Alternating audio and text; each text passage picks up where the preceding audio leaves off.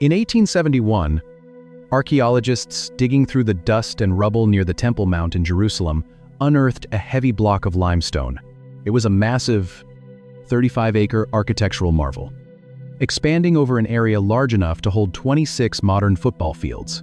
As he moves through the shaded colonnades, the authorities finally step into his path, demanding to know by what right he operates in their domain.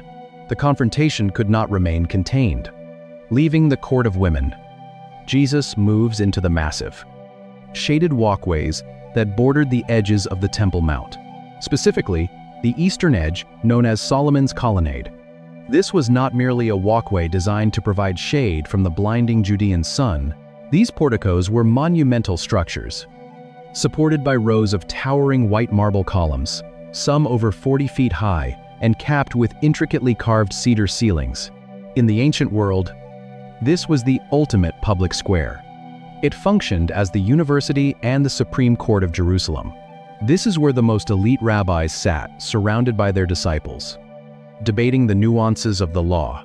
This is where the Sanhedrin, the ruling council of Israel, projected its absolute religious and political power.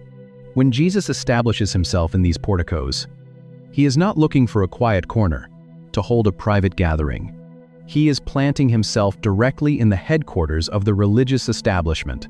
He is occupying their territory, and they immediately recognize the threat.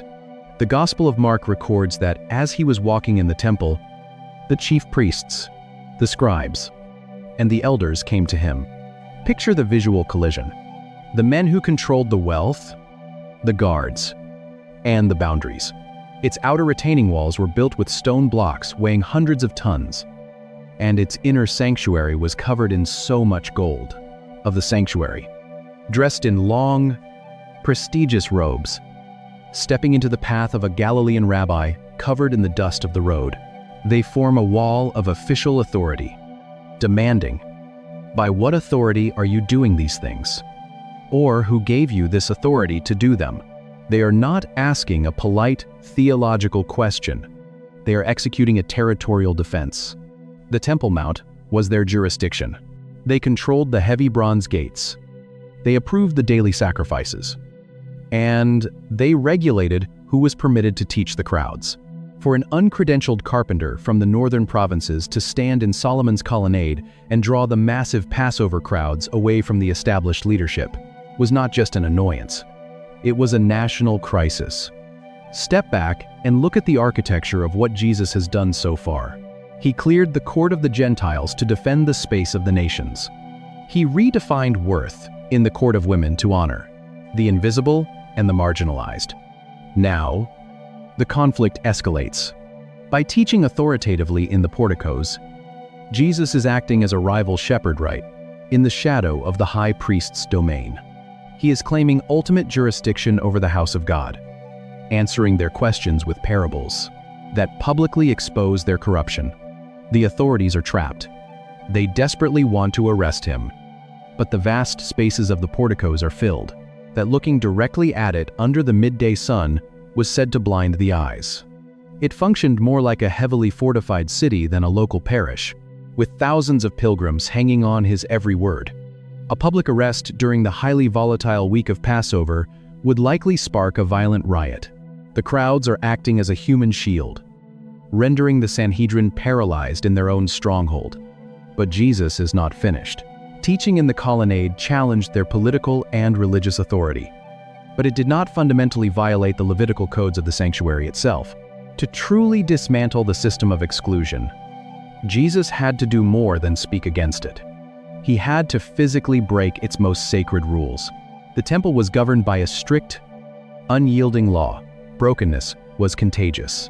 Purity regulations dictated that certain physical conditions legally disqualified a person from approaching the inner courts. The system was meticulously designed to keep the fractured, suffering pieces of humanity at a safe distance from the presence of God. But Jesus does not just teach in the temple. He invites the forbidden inside. The Sanhedrin's paralysis in the porticos was only the beginning of their nightmare. Theological debates could be managed. Crowds could eventually be dispersed, But Jesus was about to cross a boundary that struck at the very heart of the temple's existence.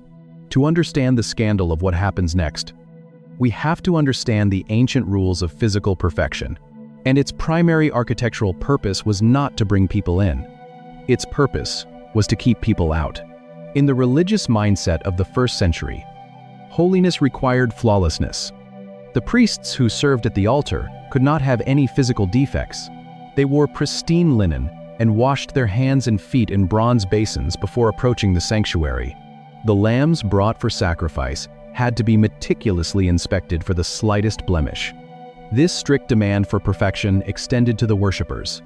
According to rigorous interpretations of the law, such as the community scrolls found at Qumran, the blind, the lame, and the paralyzed were strictly forbidden from approaching the holy places. The ancient logic was cold and absolute. The presence of God was perfect. Therefore, human brokenness must be kept at a safe distance. The temple was a zone of carefully curated perfection, and human suffering was viewed as a contaminant. But then the Gospel of Matthew records a single, devastating sentence that completely upends this architecture of exclusion. Matthew 21:14 states, "And the blind and the lame came to him in the temple, and he healed them." Read that carefully. Notice what does not happen. Jesus does not tell them to wait outside the Soreg warning stone. He does not step outside the city gates to meet them in the dust of the Mount of Olives. They come to him in the temple. The warning stone discovered in the dirt was just one piece of the Soreg. This was a low, intricately carved stone barricade. Imagine the visual shock of this moment. The sound of wooden crutches striking the polished stone of the restricted courts, the blind groping their way past the heavy bronze doors.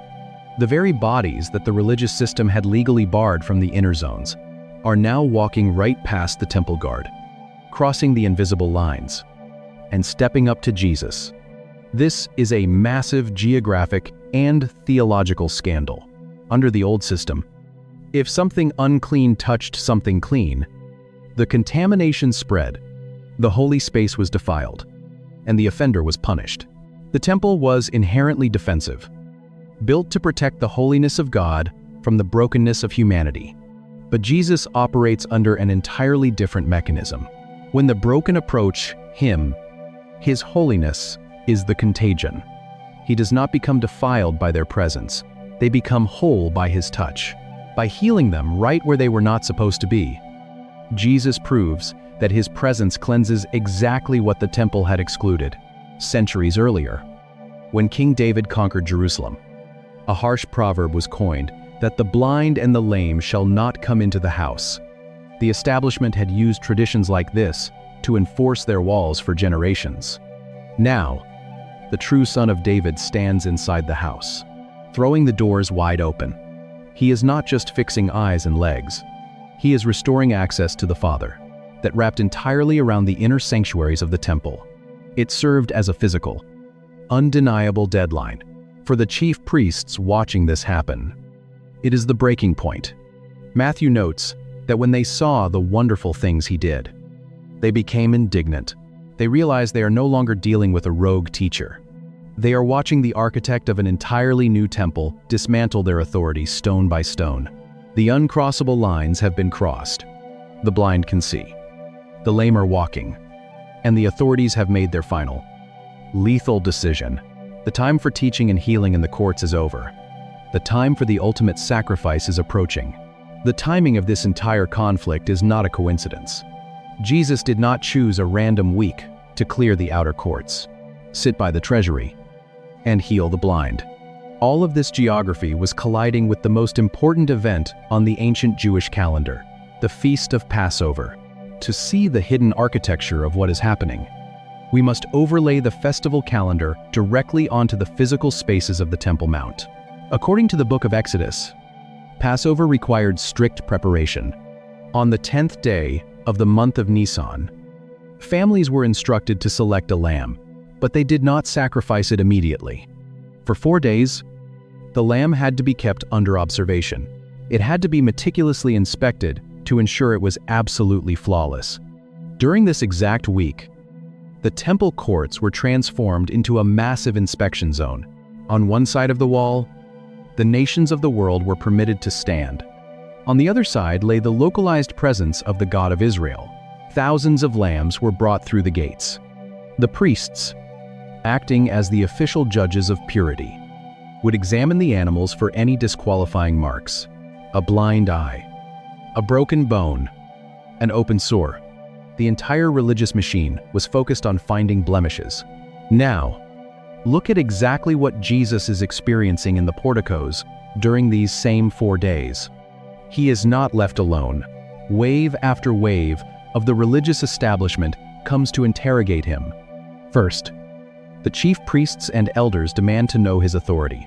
Then, the Pharisees and the Herodians team up two political and religious groups that normally despised each other, to trap him with a lethal question about paying taxes to Caesar.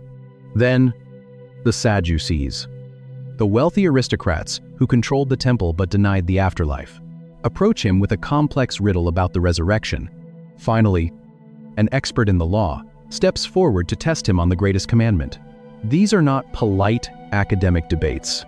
This is an interrogation designed to destroy him. They are probing him for a flaw. If he speaks against the Roman tax, the governor will execute him for treason. If he speaks against the Torah, the crowds will stone him for blasphemy. They are inspecting him for a political or theological blemish so they can publicly disqualify him. But Jesus answers every trap with devastating brilliance. And crossing that line without the proper bloodline, the correct gender, and flawless ritual purity was a capital offense. He silences the Pharisees by pointing to Caesar's image on a coin. He dismantles the Sadducees by quoting the very books of Moses they claim to protect. The Gospel of Mark records the final result of this intense scrutiny, and after that, no one dared to ask him any more questions. The geographic conflicts in the courts were not just random arguments. This was the rigorous, public inspection of the true Passover lamb. While the Levitical priests were in the inner courts inspecting the wool and bones of literal sheep, the Lamb of God was standing in the outer porticos, being inspected by the leaders of the nation, and he was found entirely without blemish. Having passed the inspection, Jesus finishes his teaching and walks out of the temple courts for the last time. He leaves the massive stones and the heavy bronze gates behind him. He will not return to this building. He will be arrested in a garden, tried in the darkness, and dragged outside the city walls to be executed. It seems as though the temple has won. The authorities have successfully defended their walls. They have expelled the disruption and restored their carefully guarded boundaries. But the final barrier of the temple has not yet been breached. The physical walls of exclusion still stand, but they are about to be torn apart from the inside out. Even Roman citizens, whose rights were otherwise untouchable across the known world, could be executed on the spot for stepping past those red letters. The execution takes place outside the city walls. Jesus is nailed to Roman wood on a rocky outcrop, discarded as a blasphemer and a threat to national security. To the religious elite standing in the pristine, blood-washed courts of the temple, the problem has been solved. The disruption has been silenced. The system has been preserved. The boundaries are finally safe. Inside the massive sanctuary, it is the 9th hour, 3 o'clock in the afternoon. This is the exact moment the evening sacrifice begins. A priest is standing inside the holy place, surrounded by the golden glow of the lampstand and the sweet, heavy smoke of the incense altar. Just a few feet in front of him hangs the final, ultimate barrier, the veil. This was not a thin, decorative curtain. Early Jewish traditions describe the veil as an immense, heavily woven tapestry, 80 feet high and thick enough that horses tied to opposite ends could not pull it apart. It was a massive, physical wall of thread, designed to shield the unapproachable holiness of God from the brokenness of humanity. It was the absolute center of the architecture of exclusion. But as Jesus breathes his last breath on the cross, the Gospel writers record a shockwave that strikes the sanctuary. Matthew writes, "And behold, the curtain of the temple was torn in two, from top to bottom, The direction of the tear is everything. If the veil had torn from the bottom up, it would imply that a human hand, the temple was an architecture of total exclusion. Every wall, every staircase, every gate, and every elevated platform had ripped it a final, desperate act of earthly rebellion, but it tore from top to bottom.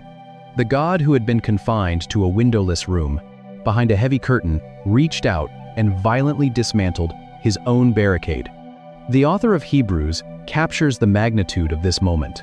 He writes that we now have confidence to enter the holy places by the blood of Jesus, by the new and living way that he opened for us through the curtain, that is, through his flesh. When the flesh of the true temple was torn on the cross, the physical boundaries of the earthly temple collapsed. The court of the Gentiles, the court of women, the court of the Israelites, all of these meticulously guarded zones were instantly dissolved. The lethal geography of purity was rendered obsolete. Access to the Father was no longer determined by your bloodline, your gender, your wealth, or your physical perfection. And this is where the map of the ancient temple becomes a mirror for your own life. We may not worship in a building with a designated court of the Gentiles, but how often do we still live as if the veil is intact? We constantly construct our own zones of exclusion. We operate under the exhausting assumption that we must clean ourselves up before we can approach God. We believe our failures, our doubts, and our secret shame relegate us to the outer courts, forcing us to stand far off at a safe distance.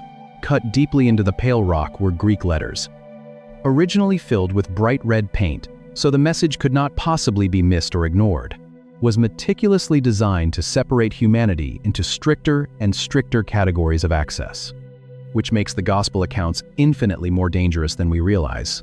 We look at our own brokenness and assume we are legally disqualified from the inner sanctuary. We still believe that access requires our own perfection. But look at what the tearing of the veil actually means. The pressure to earn your proximity to God is over. The architectural system of performance has been destroyed.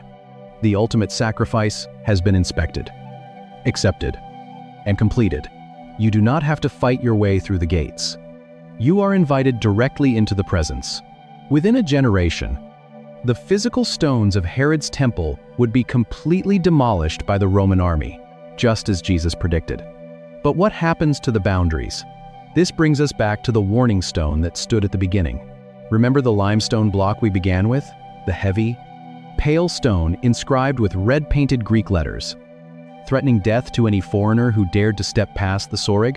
Today, that stone sits behind reinforced glass in a quiet museum. Its warning is silent. Its authority has evaporated. It serves now only as a historical curiosity, a grim relic of a time when access to the Creator was a privilege guarded by walls, swords, and lethal threats. When we look back at the map of the Jerusalem temple, it is easy to view it as a distant, foreign landscape. Jesus does not simply walk into a building to preach a generic sermon. When you track his precise physical movements, we see the segregation of the courts, the brutal efficiency of the guards, the clatter of the money changers, and the smoke of the altar. And we assume that all of this is simply ancient history. We think the architecture of exclusion was a problem that ended when the Roman legions finally leveled the Temple Mount in 70 AD. But the real threat of the Soreg was never just about geography. It was about a spiritual condition. The temple courts were a physical manifestation of a human suspicion, the belief that God is distant, that he is protective of his holiness, and that we must earn our way into his presence by being better, cleaner, and more perfect than we actually are. We spent the entire script uncovering the layers of that exclusion, seeing how Jesus dismantled the market of the outer courts, how he redefined the worth of the broken in the inner courts, and how he invited the excluded to be healed in places they were legally forbidden to stand. The temple was destroyed, but the temptation to rebuild those walls inside our own hearts has never gone away. How often do we look at our own lives and see the red letters of the Soreg painted over our past? Through these heavily guarded temple courts, a shocking pattern emerges. He is deliberately targeting the boundaries. We tell ourselves, I have made too many mistakes to be close to God. My history is too stained to stand in the inner courts. I am too broken to be healed by Him. We carry the silent, heavy warning stones of our own shame, placing them at the entrance of our own hearts, telling ourselves to keep a safe distance from God, because we fear what He might do to us if we get too close. We act as if the veil is still hanging, thick and dark, shielding a God who would rather keep us out. But the tear in the veil was not a temporary repair. It was a permanent dissolution. When you stand in the presence of Jesus, you are not standing in the court of the Gentiles, looking across a barricade at a distant, unapproachable sanctuary. You are standing on the steps that lead directly to the Father.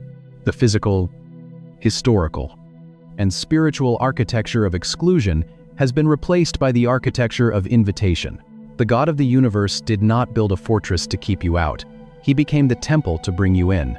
The warning stone in the museum has no teeth because the lamb has already been inspected, sacrificed, and raised. Why did Jesus choose these specific, highly restricted zones to perform His most controversial miracles, teachings, and confrontations? The final inspection is over. The requirement of flawlessness has been met not by your performance, but by His. The distance has been bridged. There is no longer a guard at the gate. There is no longer a curtain to pull aside. There is no longer a wall to fear. The way is wide. It is open. And it is finished. You are not an outsider looking in. You are home. If this journey through the temple courts has helped you see the accessibility of God in a new light, consider sharing this video with someone who feels they have to earn their way to Him.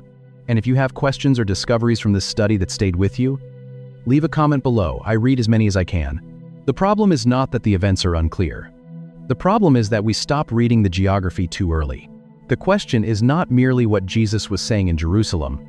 The deeper question is where He was standing when He said it, and who was permitted to stand there with Him. This is not ultimately a story about ancient architecture. It is a story about the devastating grace of a God who refuses to be contained behind walls. But to understand what Jesus is doing in the final days of His life, we have to look closely at the map of the world He was walking into. We have to see the lines He was about to cross. The inscription was not a psalm of praise. It was not a welcoming prayer. It was a strict legal warning, issued by the religious authorities. To understand the tension of the final week of Jesus' life, you must first mentally construct the mountain He was climbing. Imagine walking up the wide, uneven stone steps on the southern edge of the mount during the week of Passover. Long before you saw the gold of the sanctuary, the temple assaulted your senses. You would smell the heavy, metallic scent of blood, mixing with burning cedar and expensive incense. You would hear the chaotic overlapping of tens of thousands of voices, the bleating of trapped livestock, the sharp ringing of silver coins on stone tables, and the distant, rhythmic chanting of Levitical choirs. It was a place of overwhelming physical intensity. But beneath the noise, the space was governed by a strict, invisible geometry. The Temple Mount was organized like a series of concentric rings, each one drawn tighter and built physically higher than the last. The architecture deliberately forced you to look upward at a God you could not reach. The vast outermost ring was the court of the Gentiles. This was a sprawling, open plaza of polished stone where anyone in the world could walk. Roman soldiers, Greek merchants, and curious travelers. For the non-Jewish world, this massive, unprotected courtyard was the closest they could ever get to the God of Israel. Just beyond it stood the Soreg, the deadly barricade of exclusion. If you were Jewish and ritually pure, you could pass through its gates, and backed by the lethal force of the Roman Empire. It read, "No foreigner is to enter within the balustrade and enclosure around the sanctuary, and climb into the court of women." This was a large, walled enclosure where families gathered, but it was the absolute limit for the daughters of Israel. They could look further in, but they could not step forward. Jewish men could ascend 15 curved steps, passing through the towering bronze doors of the Nicanor Gate. into the court of the Israelites. This space was remarkably narrow, a thin strip of pavement where the men of the nation could stand shoulder to shoulder, pressing against the boundary of the priesthood. Beyond them lay the court of the priests. Here, the pristine architecture gave way to the brutal, bloody reality of the sacrificial system. Only the Levitical priesthood was permitted to stand in this space, walking barefoot on the cold stone, tending the great bronze altar that burned day and night. Finally, at the very center, stood the sanctuary itself, hidden deep inside. Behind a heavy, woven curtain was the Holy of Holies. It was a windowless room shrouded in thick darkness, entered by only one man, the high priest. For only one day a year, purity in the ancient mind was not merely a private, internal attitude. Purity was geographic. The entire architectural system communicated a terrifying theological message. The closer you move toward the presence of God, the fewer people are allowed to stand beside you. Access required perfection. And because humanity is fundamentally flawed, humanity had to be kept at a distance. The map was highly ordered, and whoever is caught will have himself to blame for his ensuing death. When most modern readers open the Gospels, every person knew their designated zone, and the temple guard maintained those boundaries with brutal efficiency. The system was functioning exactly as its builders intended. Then, Jesus walks through the gates. He does not begin his confrontation in the inner sanctuary, nor does he debate the high priest in a private chamber. He begins at the outermost edge of the map. The disruption starts right where the nations of the world were supposed to pray. The most famous scene of Jesus in the temple is often the most misunderstood. We see him twisting cords into a whip, flipping heavy wooden tables, and driving men and animals out of the courts. For many readers, this is simply the moment Jesus loses his temper over religious capitalism. We assume he is protesting the fact that people are making a profit in a place of worship, but that interpretation misses the physical ground beneath his feet. Jesus is standing in the court of the Gentiles. This sprawling plaza was the only zone on the entire Temple Mount where a non-Jewish seeker could stand and pray to the God of Israel. It was supposed to be a sanctuary for the nations. Instead, the religious authorities had transformed it into a noisy, chaotic livestock market. To understand the insult, we have to look at the Greek words used by the Gospel writers. Matthew and Mark describe Jesus driving out the Kalibi stone, the money changers. They imagine the Jerusalem temple as a generic ancient church. We picture a building with open doors, a place of quiet worship. These were men who exchanged foreign Roman and Greek currency for the Tyrian shekel, the only coin pure enough to pay the temple tax. Nearby were those selling doves and sheep for the altar. The sacrificial system required these services. The animals had to be purchased by pilgrims.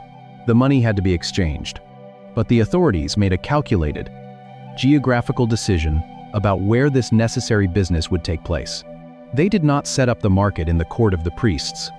They did not dare place the wooden stalls in the court of the Israelites.